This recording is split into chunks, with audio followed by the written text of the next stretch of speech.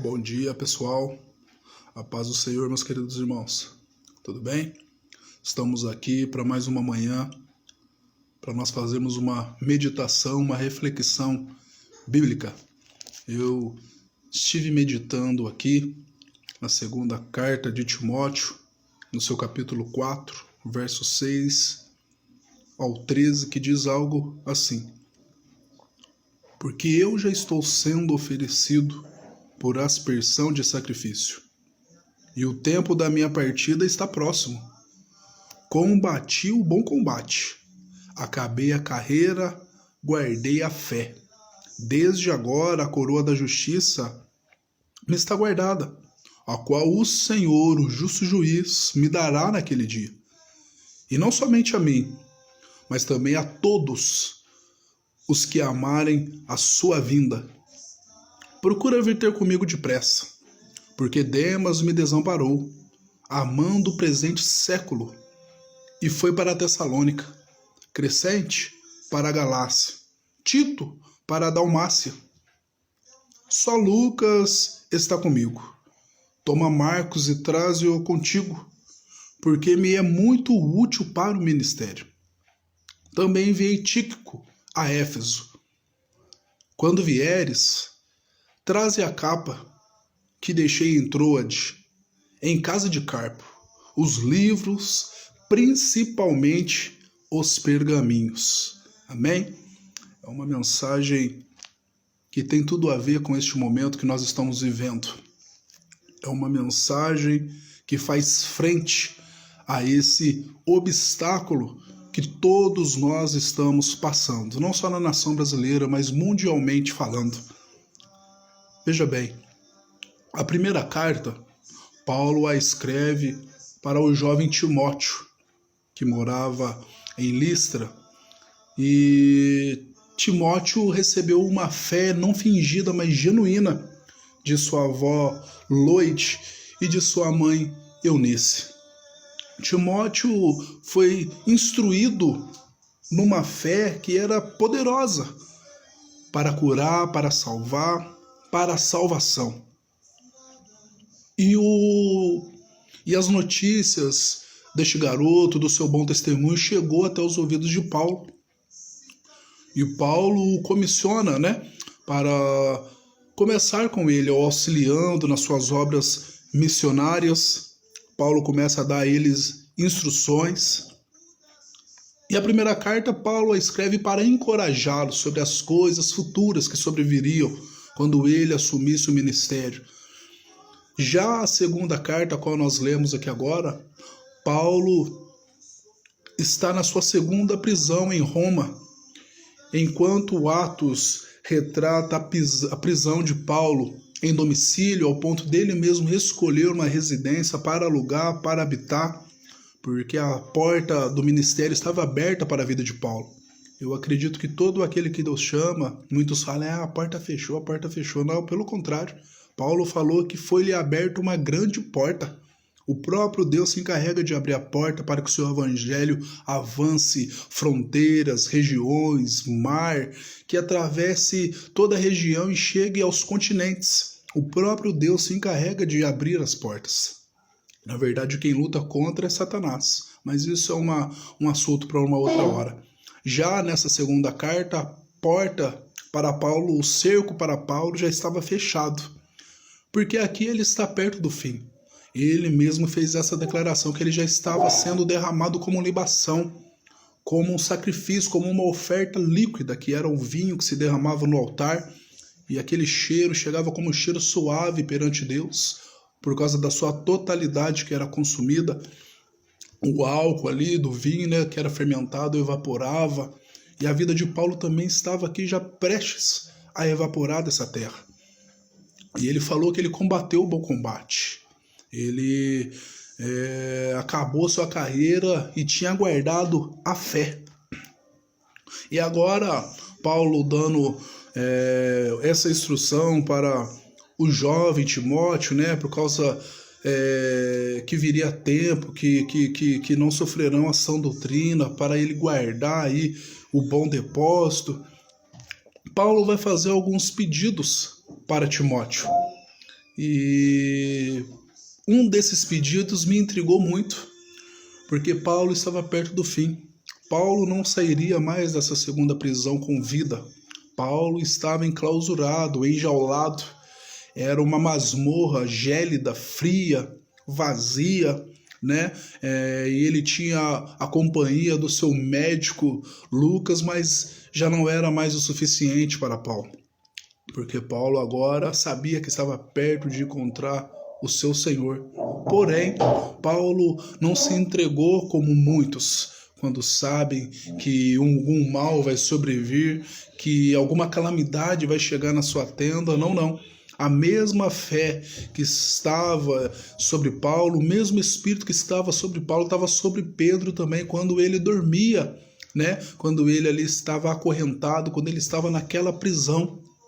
Todo ser humano que tem uma fé genuína em Deus, ele confia em Deus, independentemente da circunstância, do momento que ele está vivendo. Porque nós sabemos que o nosso Redentor, ele vive, e que ele se levantará sobre a terra. Ele é o justo juiz, ao qual Paulo mencionou aqui. Ele fará justiça para todos aqueles que têm uma fé não fingida, mas verdadeira no senhorio de Jesus Cristo. E agora Paulo, eu acredito que psicologicamente estava um pouco abalado, porque nós, seres humanos, nos abalamos. Mas contudo, Paulo teve algumas preocupações ainda no final de sua vida. Nós estamos passando por um momento de quarentena, e é duro dizer isso, mas pode ser um período de recomeço para muitos, mas pode ser um período de fim para outros. Você sabe o momento que você está vivendo. Isso eu não estou falando na esfera financeira. Eu lamento muito. Haverão muitas perdas, muitos microempreendedores aí falindo, muitos funcionários ficarão sem receber. Eu tenho meus filhos, tenho as minhas obrigações para cumprir dentro de casa. Mas quando eu li esse trecho da Bíblia sobre o apóstolo Paulo, meu coração se alegrou muito, porque Paulo estava numa situação pior do que eu e que você. Paulo estava prestes de morrer. Paulo estava prestes de encerrar a sua vida aqui na terra. Porém, Paulo tinha uma confiança numa pátria melhor, num lugar melhor. E um dos pedidos que Paulo faz, eu me lembrei também do pedido que Alexandre o Grande fez. Várias pessoas, quando estão prestes de morrer, fazem alguns pedidos, né? Uns pedem para que tragam um ente querido que ele não vê mais. Outros pedem para que se cante louvores. Outros pedem para que leiam a Bíblia. A Alexandre o Grande fez um pedido interessantíssimo na sua morte, antes de morrer. Ele pediu para que quando fosse carregar o seu caixão, ele pediu para que se escolhesse os melhores médicos. Sabe para quê? Para mostrar que eles não têm poder nenhum sobre a morte. Alexandre, ele pediu também para que quando fosse levá-lo até a sepultura, ele pediu para que se espalhasse todo o seu tesouro no caminho. Sabe para quê? Para simbolizar que daqui nada se leva, né? Para mostrar que tudo fica aqui. E ele também faz um pedido interessante. Ele pede para que coloque as suas mãos para fora do caixão, né? E a própria Bíblia vai dizer que manifesto que nada trouxemos e nada levaremos. E olha que Alexandre o Grande foi o grande desbravador, hein? Um grande conquistador de território. Ele possuía uma riqueza, um exército, era um cara inteligente, culto. Porém, no final de sua vida, ele falou: olha, realmente só as obras é que eu vou carregar comigo. Todas essas coisas efêmeras, passageiras, vão ficar aqui. E o exemplo que ele dá para muitos cristãos, que está preso aos bens materiais, que está preso aos seus nomes estampados em outdoors, que está preso com a sua família medíocre, que está preso com muitas coisas, que quando chegar no final da vida você vai ver que isso não vale de nada. Tudo que vale são as boas obras, porque a Bíblia diz que todos nós iremos passar diante do tribunal, e lá nós teremos que prestar conta por tudo que nós estamos fazendo aqui. Por mais que você esteja travestido de uma roupa santa, Nosso Deus é um Deus que sonda os corações. E Paulo, aqui já perto do fim, ele vai fazer um pedido interessantíssimo.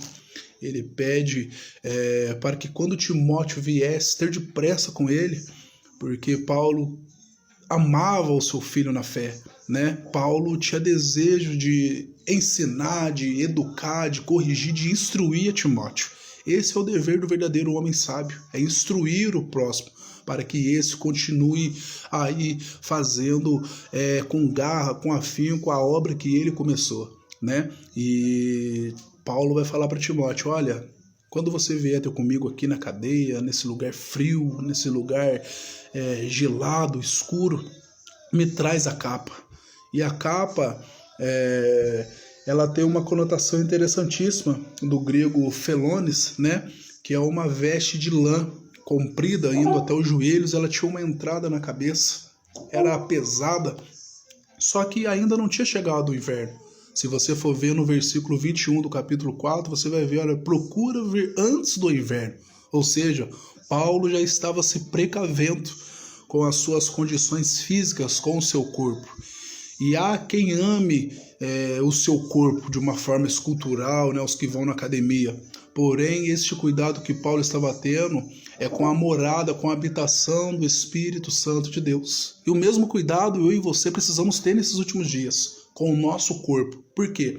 Porque nós estamos em casa e muitos aí encheram seus celeiros de comida, né? Achando que está perto do fim, mas é só o começo das dores. E você corre o risco de se alimentar mal, de não fazer nenhum exercício físico, de não ter o cuidado com o seu corpo, como Paulo teve. Eu venho lhe orientar, cuidado, não faça nada exageradamente, não seja um glutão, né? Faça as coisas com moderação, tenha cuidado do suporte da casa, da morada, do templo do Espírito Santo de Deus, que é o corpo. Paulo teve cuidado com o corpo. Segundo, Paulo, ele pede para que se trazia aí os livros. Esses livros provavelmente eram uma biblioteca ambulante, né? Neste momento, enquanto Paulo aguardava a sua sentença, olha só, Paulo ainda conseguiu manter o controle do seu psicológico, não ficou abalado. E mesmo assim, Paulo ainda quis ter um encontro com o conhecimento. Paulo tinha uma sede por aprender, né? Porque ele era um grande ensinador, ele era um grande formador de discípulos. Ele próprio instrui Timóteo na primeira carta, né? Capítulo 4 ao 13, onde ele pede para Timóteo persistir em ler, em ensinar, né? Então nós vemos que a pessoa que para de estudar, que para de aprender, ela caduca, ela não avança, ela fica estagnada, parada no mundo, né? Já se usaram no passado que a letra mata, mas nunca se devemos aplicar isso ao conhecimento, ao saber.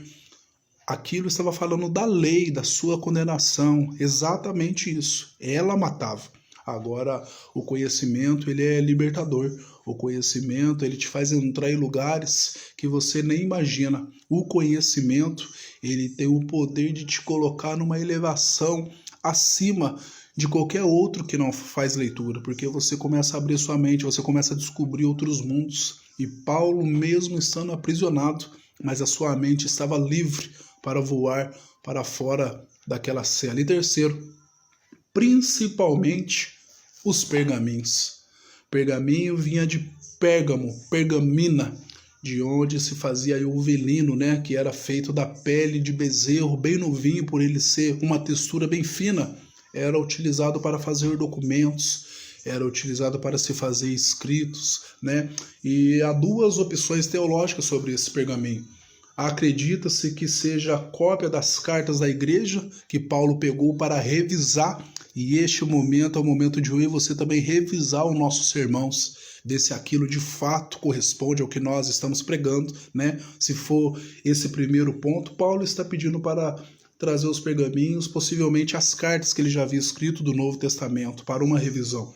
E segundo, acredita-se também que seja porções do Antigo Testamento, do Pentateuco, né, que tem os livros históricos, os poéticos, os proféticos, né? E Paulo agora aqui então ele vai ter o cuidado espiritual. Então, Paulo aqui, mesmo no prisão, ele pede para que se traga a capa para o corpo, para o físico, ele pede para que traga os livros para o intelecto, para a mente, e ele pede que traga os pergaminhos, cuidado espiritual. E este momento que eu e você estamos vivendo também é o momento de nós termos esse cuidado com o nosso corpo, com a nossa alma e com o nosso espírito. Não fique só aí zerando o seu joguinho no videogame, não. Não fique aí passando horas e horas navegando e afogando nas redes sociais, não. Não fique aí somente enfiado no Netflix, não. Porque se você prestar atenção, na verdade isso não está te edificando em nada. Na verdade você está largado no sofá, só comendo, assistindo, isso não está te trazendo benefício nenhum. Aproveita este momento como uma borboleta no casulo, é o momento da metamorfose acontecer na nossa vida. É o momento da transformação na nossa vida. Deus reservou esse momento para você ter um encontro com Ele, se lançar nos pés dele. Embora Paulo estava perto do fim, mas eu estou falando para pessoas aqui que estão apenas no começo de uma longa jornada na terra. E você precisa entender como os nazireus, eles eram homens reservados. Não é porque um poderia estar no bar tomando uma cervejinha que eles poderiam. Não é porque as pessoas no momento de festa tomavam seus vinhos que eles poderiam. O nazireu, ele é uma pessoa específica. Ele é chamado, ele é exclusivo. Não por viés de acepção de pessoas, nada disso. Mas é por causa do chamado, da obra que Deus tem com tais pessoas. Eu estou falando com pessoas aqui agora que são nazireus, que têm chamado, que são separados. Você não é todo mundo, você não faz igual a todo mundo. Você tem um chamado exclusivo da parte de Deus. E este é o momento que Deus separou para você ser revestido de poder. Porque quando você sair dessa quarentena, a capa já está com você, o livro já está com você e os pergaminhos também já estão com você. Não queira pedir para te trazer nada mais do que isso. Isso é o suficiente para o teu corpo, para a tua alma e para o teu espírito. Depois desse vendaval, depois desse momento tenebroso, difícil que nós estamos vivendo, você vai colher os frutos, você vai ver os resultados deste momento agora, valiosíssimo, preciosíssimo, entre você e Deus, a sua família, você se olhar no espelho, você ter um encontro com você mesmo, né? E você descobrir que você é um eleito, é um chamado, é um seleto para uma obra específica aqui na Terra. Então aproveite este tempo, se aqueça, aproveite este momento, cuide da sua alma, aproveite deste momento e leia as Sagradas Escrituras, cuide do seu espírito, porque logo após esse dia escuro, com certeza virá um sol radiante aí e uma nova oportunidade para todos nós. Amém? É as orientações que eu tenho para você, que Deus te abençoe e logo mais estaremos aí de novo com os nossos vídeos instrutivos. Deus abençoe.